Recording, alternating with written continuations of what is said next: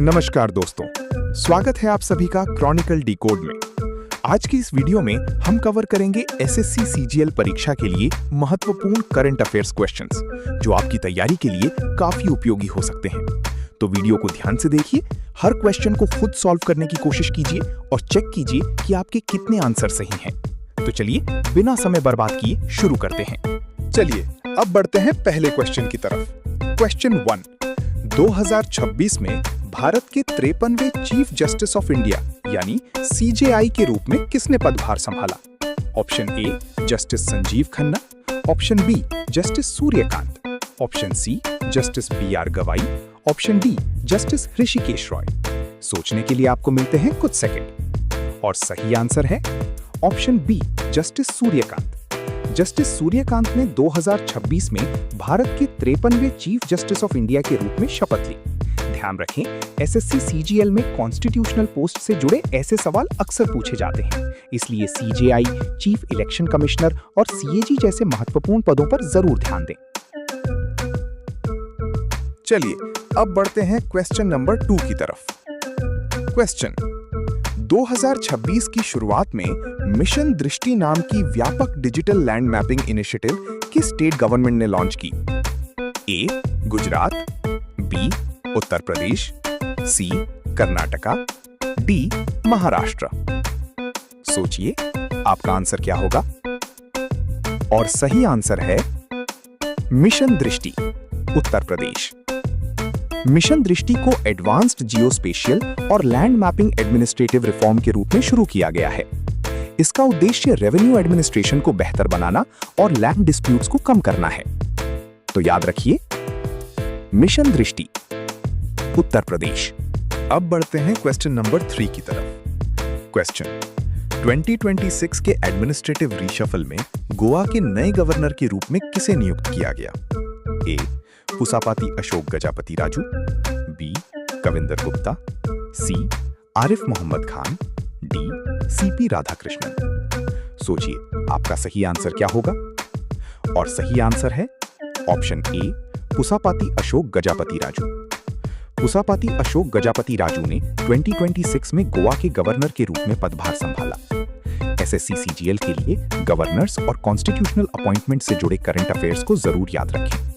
तो याद रखिए, गोवा पुसापाती अशोक गजापति राजू। अब बढ़ते हैं क्वेश्चन नंबर 4 की तरफ। क्वेश्चन, यूनियन बजट 2026-27 में इंप्लीमेंटेशन एजेंडा के तहत कितने मेजर स्ट्रक्चरल और एडमिनिस्ट्रेटिव इकोनॉमिक रिफॉर्म्स को हाईलाइट किया गया? ए 150 से अधिक रिफॉर्म्स, बी 250 से अधिक रिफॉर्म्स, सी 350 से अधिक रिफॉर्म्स, डी 500 से अधिक रिफॉर्म्स। सोचिए आपका आंसर क्या होगा? और सही आंसर है ऑप्शन सी 350 से अधिक रिफॉर्म्स।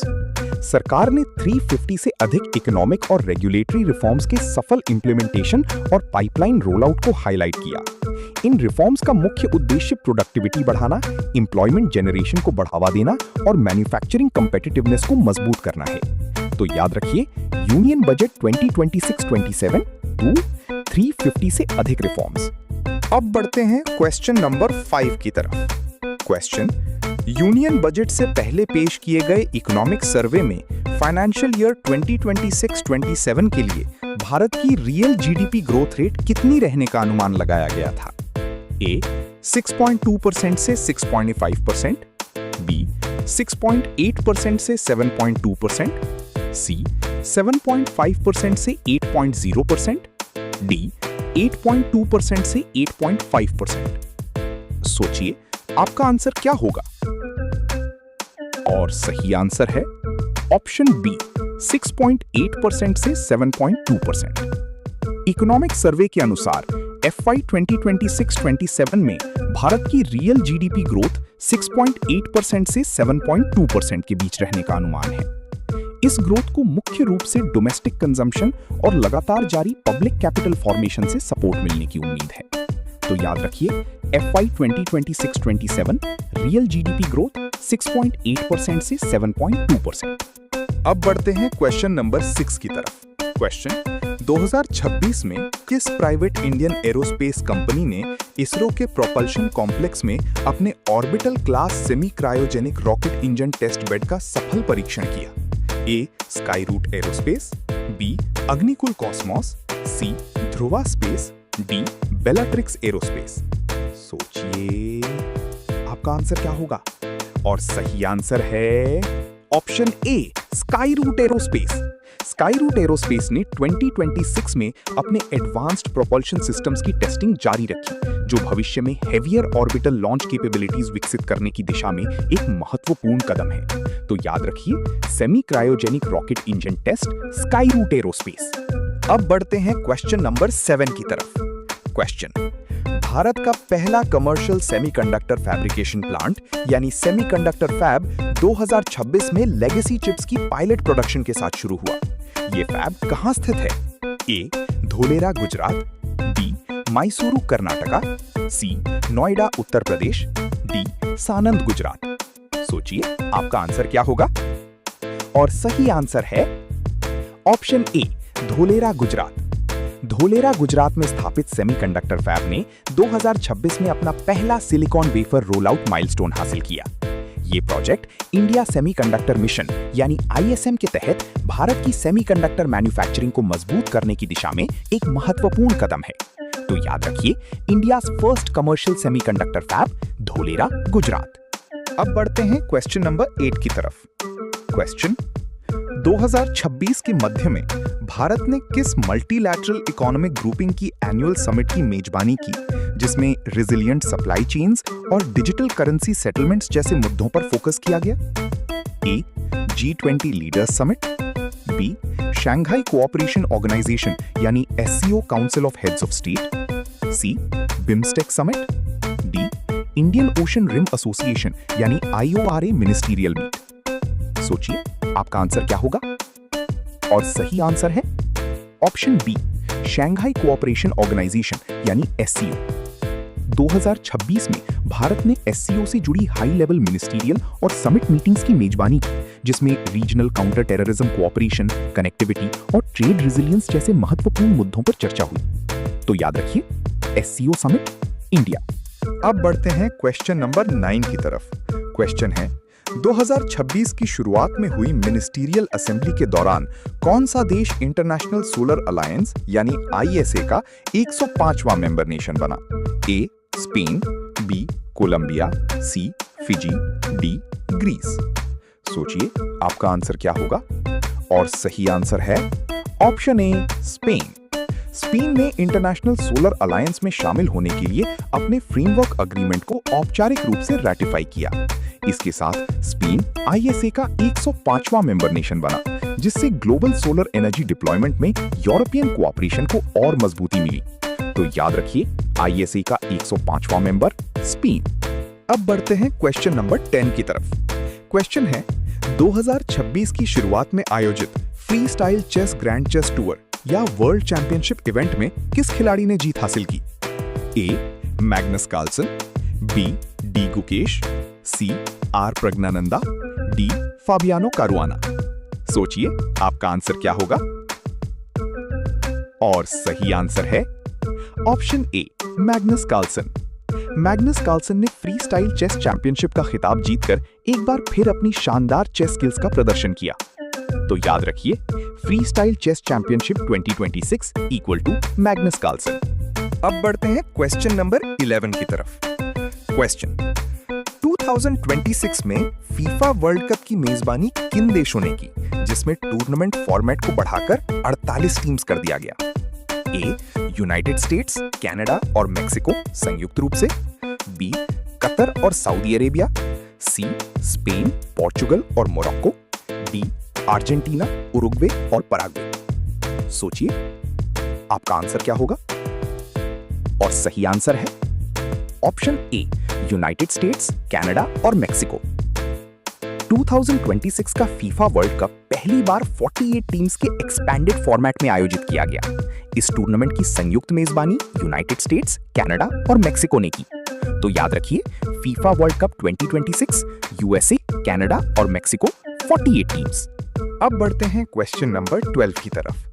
क्वेश्चन 2026 में यूनियन पब्लिक सर्विस कमीशन यानी यूपीएससी की चेयरपर्सन के रूप में किसे नियुक्त किया गया? A. Doctor Manoj Soni, B. Preeti Sudan, C. Smita Nagaraj, D. Arvind Saxena. सोचिए आपका आंसर क्या होगा? और सही आंसर है ऑप्शन बी, प्रीति सुदान। प्रीति सुदान ने 2026 में यूपीएससी की चेयरपर्सन के रूप में जिम्मेदारी संभाली।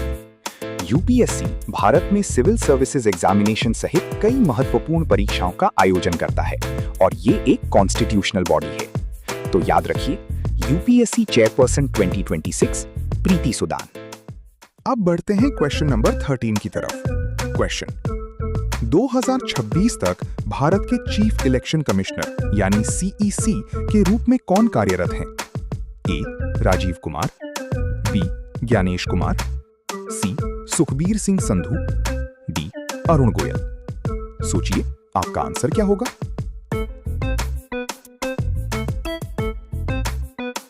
और सही आंसर है ऑप्शन बी, ज्ञानेश कुमार।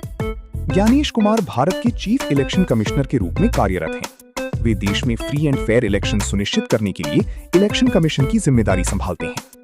तो याद रखिए, chief election commissioner 2026 Gyanesh Kumar. अब बढ़ते हैं क्वेश्चन नंबर 14 की तरफ। क्वेश्चन 2026 में रिजर्व बैंक ऑफ इंडिया यानी आरबीआई के गवर्नर के रूप में कौन कार्यरत हैं? ए. शक्तिकांता दास, बी. टीवी सोमनाथन, सी. संजय मल्होत्रा, डी. माइकल पात्रा। सोचिए आपका आंसर क्या होगा? और सही आंसर है ऑप्शन सी, संजय मल्होत्रा। संजय मल्होत्रा 2026 में रिजर्व बैंक ऑफ इंडिया के गवर्नर के रूप में कार्यरत हैं। आरबीआई के गवर्नर की प्रमुख जिम्मेदारियों में मॉनेटरी पॉलिसी, बैंकिंग रेगुलेशन और करेंसी मैनेजमेंट जैसे महत्वपूर्ण कार्य शामिल हैं। तो याद रखिए, RBI governor 2026 equals Sanjay Malhotra. अब बढ़ते हैं क्वेश्चन नंबर 15 की तरफ। क्वेश्चन 2026 में यूनियन कैबिनेट द्वारा अप्रूव्ड मॉडिफाइड उड़ान स्कीम का लक्ष्य अगले दशक में कितने नए डेस्टिनेशंस को जोड़ना है? ए. 80 डेस्टिनेशंस, बी. 100 डेस्टिनेशंस, सी. 120 डेस्टिनेशंस, डी. 150 डेस्टिनेशंस। सोचिए आपका आंसर क्या होगा? और सही आंसर है ऑप्शन सी, 120 डेस्टिनेशंस। मॉडिफाइड उड़ान यानी उड़े देश का आम नागरिक स्कीम का उद्देश्य अगले 10 वर्षों में भारत के 120 नए डेस्टिनेशंस को रीजनल एयर कनेक्टिविटी से जोड़ना है। इसका मुख्य लक्ष्य देश में अफोर्डेबल और एक्सेसिबल एयर ट्रैवल को बढ़ावा देना है।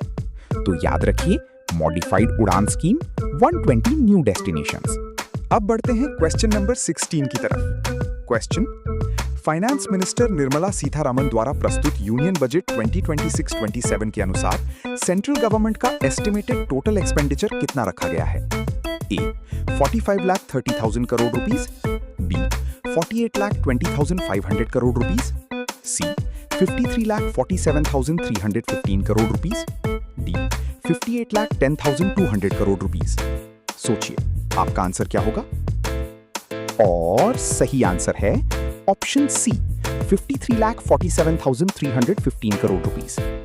यूनियन बजट 2026-27 में सेंट्रल गवर्नमेंट का estimated total expenditure 53,47,315 crore rupees रखा गया है। ये पिछले फाइनेंशियल ईयर के रिवाइज्ड एस्टिमेट्स की तुलना में लगभग 7.7% की वृद्धि है।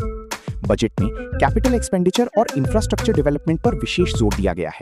तो याद रखिए, union budget 2026-27 total expenditure 53,47,315 crore rupees. अब बढ़ते हैं क्वेश्चन नंबर 17 की तरफ।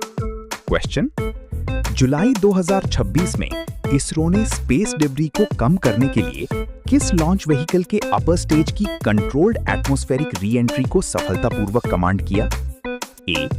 LVM-3M5, B. PSLV-C60, C. SSLV-D3, D. GSLV-F15। सोचिए आपका आंसर क्या होगा? और सही आंसर है ऑप्शन ए, LVM-3M5।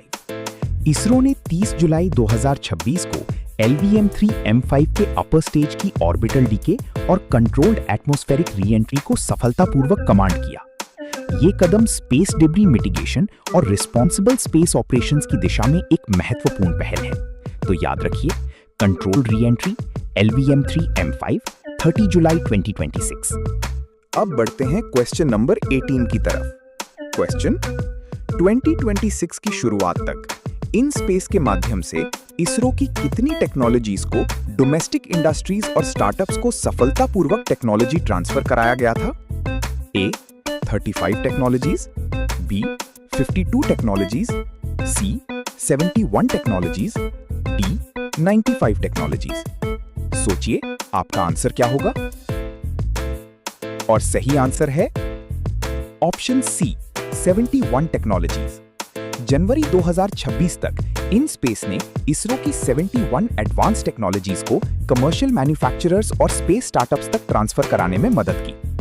इससे भारत के डोमेस्टिक प्राइवेट स्पेस इकोसिस्टम को बढ़ावा मिला और प्राइवेट सेक्टर की स्पेस टेक्नोलॉजी में भागीदारी मजबूत हुई। तो याद रखिए, IN SPACe is equal to 71 technology transfers. अब बढ़ते हैं क्वेश्चन नंबर 19 की तरफ। क्वेश्चन 2026 में ICC men's T20 world cup की मेजबानी किन देशों ने संयुक्त रूप से की? A इंडिया और श्रीलंका संयुक्त रूप से, B वेस्ट इंडीज और यूएसए, C ऑस्ट्रेलिया और न्यूजीलैंड, D साउथ अफ्रीका और जिम्बाब्वे। सोचिए आपका आंसर क्या होगा? और सही आंसर है ऑप्शन A इंडिया और श्रीलंका। 2026 का ICC men's T20 world cup Bharat और श्रीलंका द्वारा संयुक्त रूप से होस्टेड किया गया। इस टूर्नामेंट में दुनिया की प्रमुख क्रिकेट टीम्स ने हिस्सा लिया और भारत और श्रीलंका के अलग-अलग आइकॉनिक वेन्यूज पर मुकाबले खेले गए। तो याद रखिए, ICC men's T20 world cup 2026 equals India plus Sri Lanka. अब बढ़ते हैं क्वेश्चन नंबर 20 की तरफ। क्वेश्चन 2026 कॉमनवेल्थ गेम्स की मेजबानी किस शहर ने की? A Glasgow Scotland, B Birmingham England, C Melbourne Australia, D Victoria Canada. सोचिए आपका आंसर क्या होगा? और सही आंसर है ऑप्शन A ग्लासगो स्कॉटलैंड। 2026 के कॉमनवेल्थ गेम्स का आयोजन ग्लासगो स्कॉटलैंड में किया गया। इन गेम्स में एक streamlined multi sport competition schedule रखा गया जिसमें विभिन्न देशों के एथलीट्स ने हिस्सा लिया। तो याद रखिए, कॉमनवेल्थ गेम्स 2026 ग्लासगो स्कॉटलैंड। अब बढ़ते हैं क्वेश्चन नंबर 21 की तरफ। क्वेश्चन भारत सरकार द्वारा वर्ष 2026 के लिए कुल कितने पद्म अवार्ड्स की घोषणा की गई? A 115 awards, B 125 awards, C 131 awards, D 141 awards. सोचिए आपका आंसर क्या होगा? और सही आंसर है ऑप्शन C 131 अवार्ड्स। वर्ष 2026 के पद्म अवार्ड्स में कुल 131 प्रतिष्ठित व्यक्तियों को सम्मानित किया गया। इनमें 5 पद्म विभूषण, 13 पद्म भूषण और 113 पद्मश्री अवार्ड्स शामिल हैं। तो याद रखिए, पद्म अवार्ड्स 2026 कुल 131 अवार्ड्स। अब बढ़ते हैं क्वेश्चन नंबर 22 की तरफ। क्वेश्चन पद्म अवार्ड्स 2026 की लिस्ट में कुल कितनी विमेन अवार्डीज शामिल थीं? A 12 women, B 19 women, C 24 women, D 31 women. सोचिए आपका आंसर क्या होगा? और सही आंसर है ऑप्शन B 19 विमेन। पद्म अवार्ड्स 2026 की सूची में कुल 19 विमेन अचीवर्स को सम्मानित किया गया। इसके अलावा इस सूची में 16 पॉस्ट्यूमस अवार्डीज और एनआरआई तथा फॉरेनर्स कैटेगरी के रेसिपिएंट्स भी शामिल थे। तो याद रखिए, Padma awards 2026 equals to 19 women awardees. अब बढ़ते हैं क्वेश्चन नंबर 23 की तरफ। क्वेश्चन मार्च 2026 में आयुष्मान भारत की लॉन्ग टर्म हेल्थ इंफ्रास्ट्रक्चर के इंप्लीमेंटेशन पर कॉम्प्रिहेंसिव इवैल्यूएशन रिपोर्ट किस संस्था ने जारी की? A NITI Aayog, B finance commission, C law commission of India, D union Public Service commission. सोचिए आपका आंसर क्या होगा? और सही आंसर है ऑप्शन ए, नीति आयोग। नीति आयोग ने आयुष्मान भारत जैसी प्रमुख गवर्नमेंट स्कीम्स के इंप्लीमेंटेशन और उनके इम्पैक्ट का इवैल्यूएशन किया है। इस तरह के इवैल्यूएशन में health care accessibility, public health infrastructure के एक्सपेंशन और आउट ऑफ पॉकेट एक्सपेंडिचर को कम करने जैसे महत्वपूर्ण पहलुओं पर ध्यान दिया जाता है। तो याद रखिए, आयुष्मान भारत इवैल्यूएशन, नीति आयोग। अब बढ़ते हैं क्वेश्चन नंबर 24 की तरफ।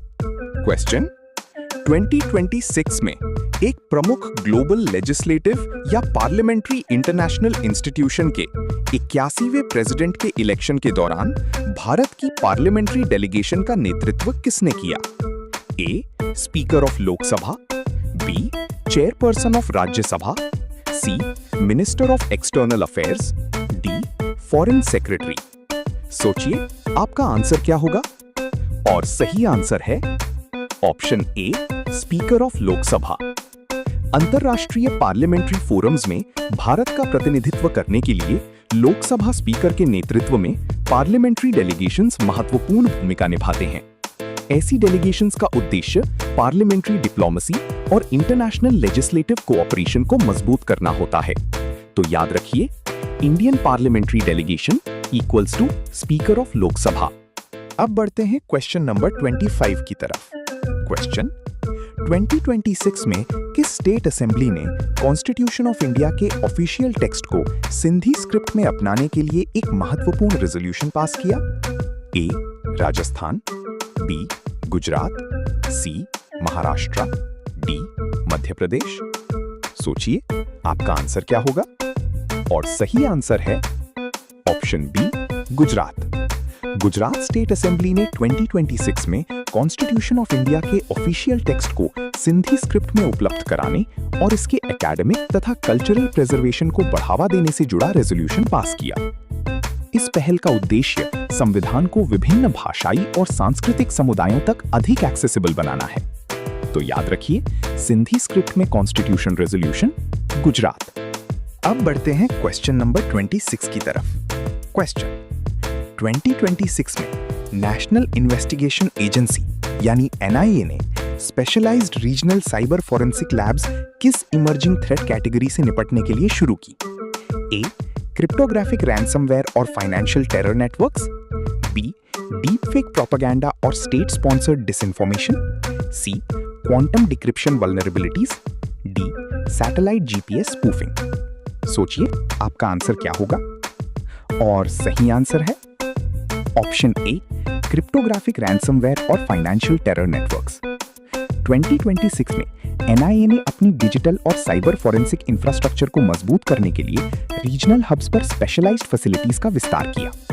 इनका उद्देश्य sophisticated cyber threats, dark net based terror financing और क्रिप्टोग्राफिक लॉन्ड्रिंग जैसी चुनौतियों से निपटना है। तो याद रखिए, NIA cyber forensic labs, cryptographic ransomware और फाइनेंशियल टेरर नेटवर्क्स। अब बढ़ते हैं क्वेश्चन नंबर 27 की तरफ। क्वेश्चन 2026 में किस जुडिशियल कमेटी रिपोर्ट ने भारतीय साक्ष्य अधिनियम यानी BSA के तहत इलेक्ट्रॉनिक एविडेंस की एडमिसिबिलिटी से जुड़े क्रिमिनल ट्रायल प्रोसीजर्स में व्यापक बदलाव की सिफारिश की? A, justice Malimath committee, B, law commission special review group, C, supreme court practice and procedure committee, D, national judicial academy task force. सोचिए आपका आंसर क्या होगा? और सही आंसर है option B, law commission special review group. BNS, BNSS और BSA के लागू होने के बाद स्पेशलाइज्ड रिव्यू ग्रुप्स ने 2026 में कोर्ट्स में इलेक्ट्रॉनिक रिकॉर्ड्स की ऑथेंटिकेशन और एडमिसिबिलिटी को स्टैंडर्डाइज करने के लिए गाइडलाइंस और रिकमेंडेशंस प्रस्तुत की। तो याद रखिए, electronic evidence review, law commission special review group. अब बढ़ते हैं क्वेश्चन नंबर 28 की तरफ। क्वेश्चन 2026 के मध्य में BSF ने इंटरनेशनल बॉर्डर्स पर AI पावर्ड स्मार्ट फेंसिंग किस इंडिजिनस सर्विलेंस प्रोजेक्ट के तहत डिप्लॉय की? A, project Bhairav, B, project CIBMS comprehensive integrated border management system, C, project Suraksha 2.0, option D, operation प्रहारी। सोचिए आपका आंसर क्या होगा? और सही आंसर है option B, project CIBMS। CIBMS यानी comprehensive integrated border management system का उद्देश्य बॉर्डर सर्वेलेंस को एडवांस टेक्नोलॉजी के जरिए मजबूत करना है। इस सिस्टम में thermal imagers, infrared sensors, underground seismic detectors और AI ड्रिवन कमांड सेंटर्स जैसी टेक्नोलॉजीज का इस्तेमाल किया जाता है। तो याद रखिए, AI powered smart fencing, project CIBMS। अब बढ़ते हैं क्वेश्चन नंबर 29 की तरफ।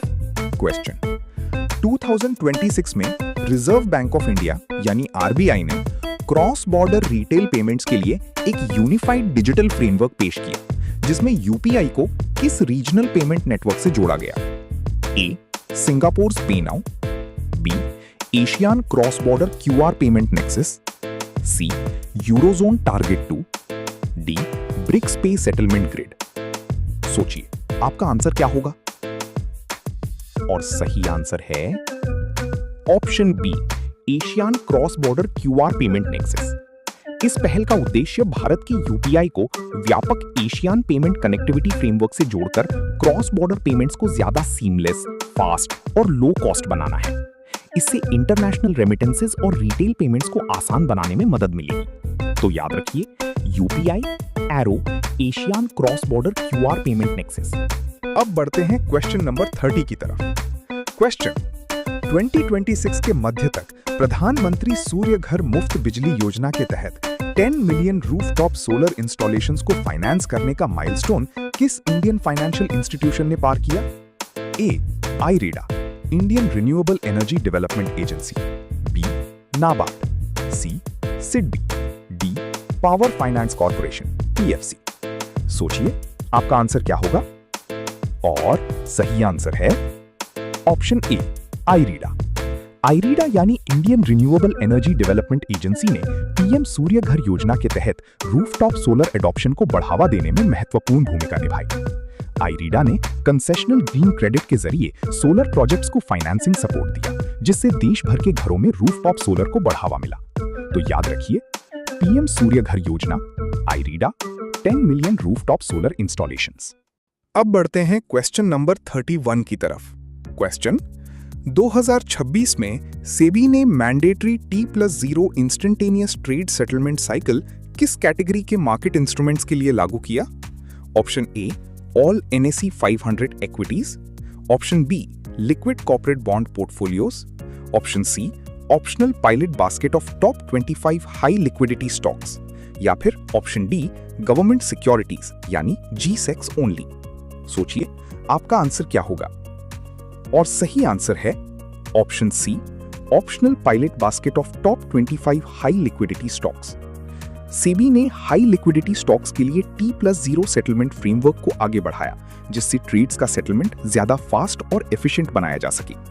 ये कदम कैपिटल मार्केट में सेटलमेंट एफिशिएंसी और ट्रांसपेरेंसी को बेहतर बनाने की दिशा में सामान्य है।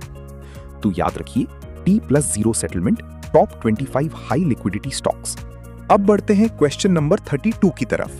क्वेश्चन 2026 में मिनिस्ट्री ऑफ फाइनेंस ने national deep tech venture fund यानी NDTVF की स्थापना की। इसका मुख्य फोकस किन क्षेत्रों के स्टार्टअप्स को फंडिंग देना है? A. क्वांटम कंप्यूटिंग, सेमीकंडक्टर्स और एरोस्पेस, B. एग्रीटेक और organic fertilisers, C. Fast moving consumer goods यानी FMCG logistics, D. Traditional textile manufacturing. सोचिए, आपका आंसर क्या होगा? और सही आंसर है option A, quantum computing, semiconductors और aerospace. National deep tech venture fund का उद्देश्य कैपिटल इंटेंसिव और high risk deep tech innovations को पेशेंट कैपिटल उपलब्ध कराना है। इसका खास focus quantum computing, semiconductor technology और एरोस्पेस जैसे स्ट्रेटेजिक टेक्नोलॉजी सेक्टर्स पर है। तो याद रखिए, NDTVF equals quantum computing plus semiconductors plus aerospace. अब बढ़ते हैं क्वेश्चन नंबर 33 की तरफ। क्वेश्चन है 2026 की शुरुआत में किस पब्लिक सेक्टर बैंक ने सीनियर सिटीजन्स के लिए भारत का पहला biometric authenticated voice banking assistant launch किया? ए. स्टेट बैंक ऑफ इंडिया यानी SBI, B. Punjab national bank यानी PNB, C. Bank of Baroda, D. Canara bank. सोचिए, आपका आंसर क्या होगा? और सही आंसर है option A, state bank of India यानी SBI। SBI ने सीनियर सिटीजन्स के लिए advanced conversational voice banking interface launch किया, जिसमें बायोमेट्रिक वॉइस प्रिंट वेरिफिकेशन के जरिए सिक्योरिटी को मजबूत किया गया। इस पहल का उद्देश्य सीनियर सिटीजन्स के लिए बैंकिंग सर्विसेज को ज्यादा एक्सेसिबल, सिक्योर और यूजर फ्रेंडली बनाना है। तो याद रखिए, biometric voice banking assistant SBI। अब बढ़ते हैं क्वेश्चन नंबर 34 की तरफ। क्वेश्चन 2026 के मध्य में हुई GST काउंसिल की बैठक में जीरो एमिशन मोबिलिटी को बढ़ावा देने के लिए किस प्रमुख ग्रीन टेक्नोलॉजी कैटेगरी के टैक्स स्लैब्स को रैशनलाइज किया गया? A, hydrogen fuel cell commercial vehicles और green ammonia storage equipment. B, lithium ion recycling machinery. C, electric two wheeler charging kiosks. D, solar photovoltaic glass panels. सोचिए आपका answer क्या होगा? और सही आंसर है option A, hydrogen fuel cell commercial vehicles और green ammonia storage equipment. GST council ने hydrogen fuel cell components और ग्रीन एनर्जी स्टोरेज सिस्टम्स पर टैक्स बर्डन को कम करने की दिशा में कदम उठाया। इसका उद्देश्य जीरो एमिशन मोबिलिटी को बढ़ावा देना और भारत के नेशनल ग्रीन हाइड्रोजन मिशन के लक्ष्यों को हासिल करने में मदद करना है। तो याद रखिए, GST, green technology, hydrogen fuel cells plus green ammonia storage equipment. अब बढ़ते हैं क्वेश्चन नंबर 35 की तरफ। क्वेश्चन 2026 के मध्य में भारत के फॉरेन एक्सचेंज रिजर्व्स ने कौन सा ऐतिहासिक माइलस्टोन पार किया? A, $600 billion. B, $650 billion. C, $700 billion. D, $750 billion. सोचिए आपका आंसर क्या होगा? और सही आंसर है ऑप्शन C, $700 बिलियन। 2026 में भारत के फॉरेक्स रिजर्व्स ने $700 बिलियन का ऐतिहासिक आंकड़ा पार किया। इसमें मजबूत macro economic fundamentals, portfolio inflows और बेहतर एक्सपोर्ट परफॉर्मेंस के साथ RBI की एक्टिव रिजर्व मैनेजमेंट ने महत्वपूर्ण भूमिका निभाई। तो याद रखिए, India's forex reserves 2026 is equal to $700 billion. अब बढ़ते हैं क्वेश्चन नंबर 36 की तरफ। क्वेश्चन 2026 में नेशनल क्वांटम मिशन यानी NQM के तहत विकसित भारत का पहला इंडिजिनस क्वांटम कंप्यूटर किस प्रीमियर इंस्टीट्यूशन में डिप्लॉय किया गया? A, IISc Bangalore. B, IIT Bombay. C, TIFR Mumbai. D, CDAC Pune. सोचिए आपका आंसर क्या होगा? और सही आंसर है option D, CDAC Pune. CDAC Pune ने कंसोर्टियम रिसर्च इंस्टीट्यूशंस के साथ मिलकर भारत का operational multi qubit superconducting quantum processor deploy किया। इंटरेस्टिंग, इसका उपयोग एकेडमिक रिसर्च और क्रिप्टोग्राफिक टेस्टिंग जैसे क्षेत्रों में किया जा रहा है। तो याद रखिए, indigenous quantum computer, CDAC Pune, national quantum mission. अब बढ़ते हैं क्वेश्चन नंबर 37 की तरफ। क्वेश्चन 2026 में DRDO ने new generation hypersonic cruise missile system का सफल फ्लाइट टेस्ट किस स्टेट के तट के पास किया? Option A, Odisha. Option B, Andhra Pradesh. Option C, Tamil Nadu. Option D, Kerala. सोचिए आपका आंसर क्या होगा? और सही आंसर है ऑप्शन A, ओडिशा। DRDO ने ओडिशा कोस्ट से दूर स्थित doctor APJ Abdul Kalam island से अपनी स्क्रैमजेट पावर्ड हाइपरसोनिक मिसाइल का सफल परीक्षण किया। इस परीक्षण के दौरान मिसाइल ने मार्क 6 से अधिक की स्पीड हासिल की। तो याद रखिए, hypersonic missile test 2026, Odisha coast, mark 6+। अब बढ़ते हैं क्वेश्चन नंबर 38 की तरफ। क्वेश्चन 2026 में ministry of electronics and information technology यानी मेटी ने एल्गोरिथमिक बायस को ऑडिट करने के लिए कौन सी प्रमुख artificial intelligence safety initiative launch की? A, Bhashini AI shield. B, India AI evaluation and trust lab. C, sovereign LLM sentinel. D, cyber सुरक्षा फ्रेमवर्क। सोचिए आपका आंसर क्या होगा? और सही आंसर है option B, India AI evaluation and trust lab. India AI mission के तहत 2026 में स्पेशलाइज्ड AI इवैल्यूएशन लैब्स स्थापित की गईं, जिनका उद्देश्य फाउंडेशन AI मॉडल्स को सेफ्टी, फेयरनेस और इंडियन लैंग्वेजेस में लिंग्विस्टिक एक्यूरेसी के आधार पर इवैल्यूएट करना है। तो याद रखिए, AI safety initiative, India AI evaluation and trust lab. अब बढ़ते हैं क्वेश्चन नंबर 39 की तरफ। क्वेश्चन 2026 में किस इंडियन इंस्टीट्यूट ने centre of excellence for rare earth permanent magnets का उद्घाटन किया ताकि इलेक्ट्रिक व्हीकल्स और डिफेंस इलेक्ट्रॉनिक्स के लिए सप्लाई चेन्स को मजबूत किया जा सके? A, IIT Madras, B, IIT Delhi, C, IISc Bengaluru, D, IIT Roorkee. सोचिए आपका आंसर क्या होगा? और सही आंसर है option A, IIT Madras. IIT Madras ने रेयर अर्थ परमानेंट मैग्नेट्स के लिए एक dedicated research and development hub स्थापित किया। इसका उद्देश्य रेयर अर्थ मैग्नेट एक्सट्रैक्शन और रिसाइकलिंग को बढ़ावा देना और क्रिटिकल मिनरल्स के लिए भारत की इंपोर्ट डिपेंडेंसी को कम करना है। तो याद रखिए, rare earth permanent magnet COE, IIT Madras. अब बढ़ते हैं क्वेश्चन नंबर 40 की तरफ। क्वेश्चन 2026 में डिपार्टमेंट ऑफ बायोटेक्नोलॉजी यानी डीबीटी ने भारत में कैंसर ट्रीटमेंट के लिए indigenous CAR T cell therapy को किस लैंडमार्क हेल्थ केयर प्रोग्राम के तहत कमर्शियलाइज किया? A, mission Amrit health, B, affordable biotherapeutics initiative, C, national gene therapy grid, D, make in India medtech mission. सोचिए आपका आंसर क्या होगा? और सही आंसर है option B, affordable biotherapeutics initiative. Indigenous CAR T cell therapy की facilities को देश के प्रमुख पब्लिक कैंसर इंस्टीट्यूट्स में स्केल अप किया गया। इस पहल का उद्देश्य एडवांस्ड कैंसर ट्रीटमेंट को ज्यादा अफोर्डेबल और एक्सेसिबल बनाना है, जिससे इंपोर्टेड थेरेपीज पर निर्भरता कम हो सके। तो याद रखिए, indigenous CAR T cell therapy equal to affordable biotherapeutics initiative. अब बढ़ते हैं क्वेश्चन नंबर 41 की तरफ। क्वेश्चन 2026 में भारत के पहले indigenous anti submarine warfare shallow water craft यानी ASWSWC को किस इंडियन नेवल शिपयार्ड ने डिलीवर किया? A, Mazagon dock ship builders and engineers यानी GRSE, बी, कोचिन शिपयार्ड यानी CSL, सी, कोचिन शिपयार्ड यानी CSL, D, Goa shipyard limited. सोचिए आपका आंसर क्या होगा? और सही आंसर है option B, garden reach ship builders and engineers यानी GRSE। GRSE ने 2026 में इंडियन नेवी को advanced shallow water anti submarine warfare vessels deliver किए। इन वेसल्स में इंडिजिनस सोनार स्वीट्स जैसी आधुनिक टेक्नोलॉजीज का इस्तेमाल किया गया है, जो भारत की अंडर वाटर सर्वेलेंस और एंटी सबमरीन वॉरफेयर कैपेबिलिटी को मजबूत करती हैं। तो याद रखिए, ASWSWC, GRSE, इंडियन नेवी। अब बढ़ते हैं क्वेश्चन नंबर 42 की तरफ। क्वेश्चन बायलैटरल मिलिट्री एक्सरसाइज धर्म गार्डियन 2026 भारत और किस देश की मिलिट्री फोर्सेस के बीच आयोजित किया गया?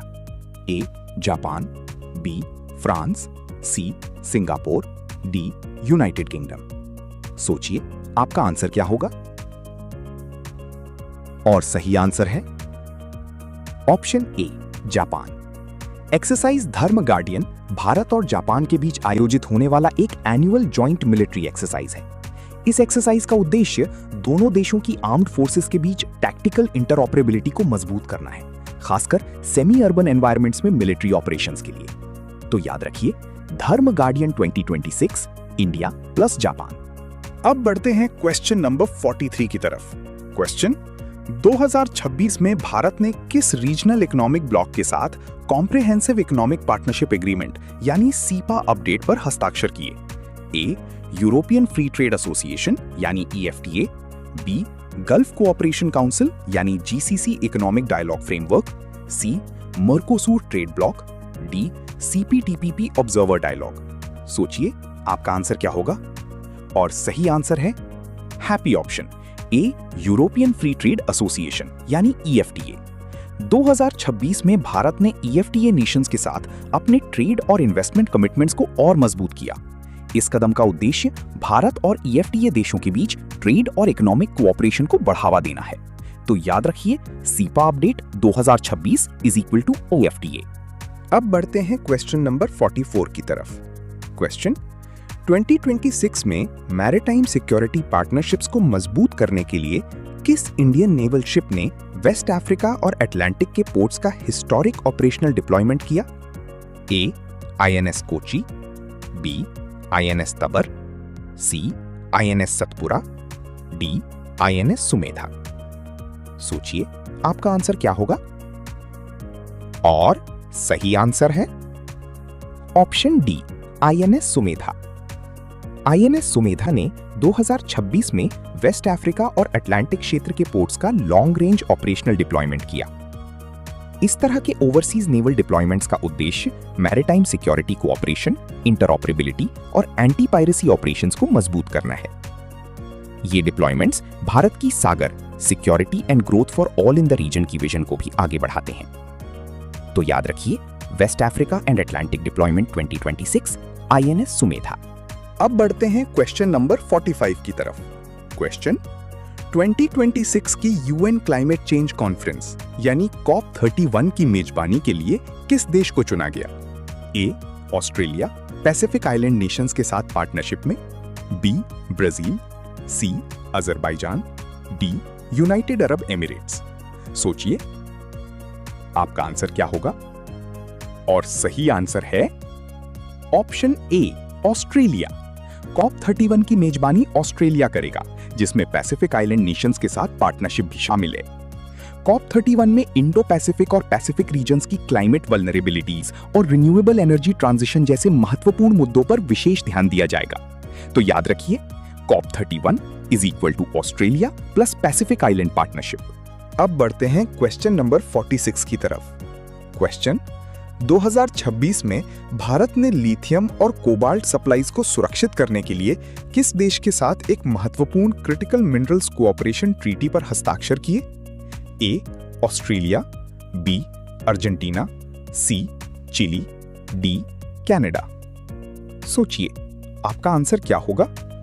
और सही आंसर है ऑप्शन ए, ऑस्ट्रेलिया।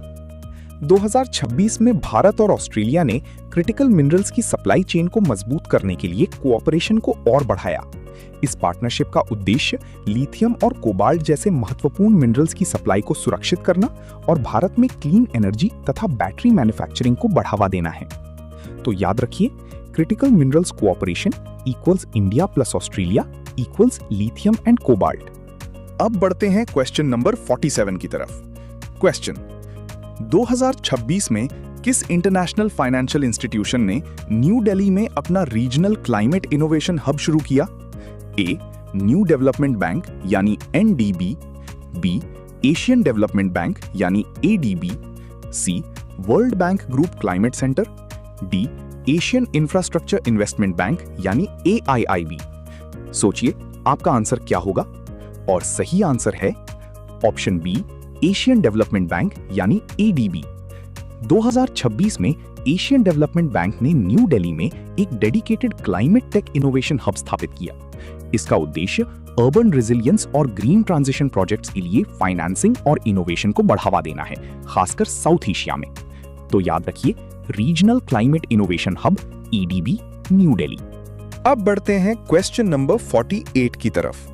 क्वेश्चन, 2025-26 के डोमेस्टिक सीजन के दौरान किस वेटरन इंडियन क्रिकेटर ने रणजी ट्रॉफी में ऐतिहासिक 10,000 रन्स का माइलस्टोन पूरा किया? A, Paras Dogra, B, Cheteshwar Pujara, C, Manoj Tiwari, D, Wasim Jaffer. सोचिए आपका आंसर क्या होगा। और सही आंसर है option A, Paras Dogra. Veteran domestic cricketer Paras Dogra ने रणजी ट्रॉफी में 10,000 रन्स का ऐतिहासिक आंकड़ा पार कर एक बड़ी उपलब्धि हासिल की। इसके साथ ही उन्होंने रणजी ट्रॉफी हिस्ट्री में अपना नाम दर्ज कराया। तो याद रखिए, रणजी ट्रॉफी, 10,000 रन्स माइलस्टोन, पारस डोगरा। अब बढ़ते हैं क्वेश्चन नंबर 49 की तरफ। क्वेश्चन, फरवरी 2026 में ऑस्ट्रेलियन ओपन मेंस सिंगल्स का खिताब किस खिलाड़ी ने जीता?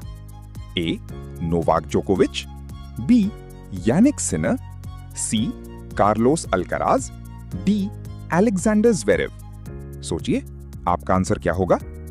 और सही आंसर है option B, Jannik Sinner. Jannik Sinner ने 2026 में Australian Open men's singles title अपने नाम किया। ऑस्ट्रेलियन ओपन साल का पहला ग्रैंड स्लैम टेनिस टूर्नामेंट है जो मेलबर्न में आयोजित किया जाता है। तो याद रखिए, Australian Open 2026 men's singles, Jannik Sinner. अब बढ़ते हैं क्वेश्चन नंबर 50 की तरफ। क्वेश्चन है, 2026 में प्रतिष्ठित Sultan Azlan Shah hockey cup का खिताब किस देश ने जीता? ए इंडिया, बी ऑस्ट्रेलिया, सी नेदरलैंड्स, डी बेल्जियम। सोचिए आपका आंसर क्या होगा? और सही आंसर है ऑप्शन ए इंडिया। 2026 में इंडियन मेंस हॉकी टीम ने शानदार प्रदर्शन करते हुए सुल्तान अजलान शाह कप का खिताब अपने नाम किया। इस जीत के साथ भारतीय हॉकी टीम ने अंतर्राष्ट्रीय स्तर पर अपनी मजबूत स्थिति को एक बार फिर साबित किया। तो याद रखिए, Sultan Azlan Shah cup 2026 India. अब बढ़ते हैं क्वेश्चन नंबर 51 की तरफ। क्वेश्चन, BWF वर्ल्ड चैंपियनशिप्स 2026 की मेजबानी किस देश ने की, जहां भारत के प्रमुख बैडमिंटन खिलाड़ियों ने हिस्सा लिया? ए इंडिया, बी डेनमार्क, सी चाइना, डी इंडोनेशिया। सोचिए आपका आंसर क्या होगा? और सही आंसर है ऑप्शन ए इंडिया।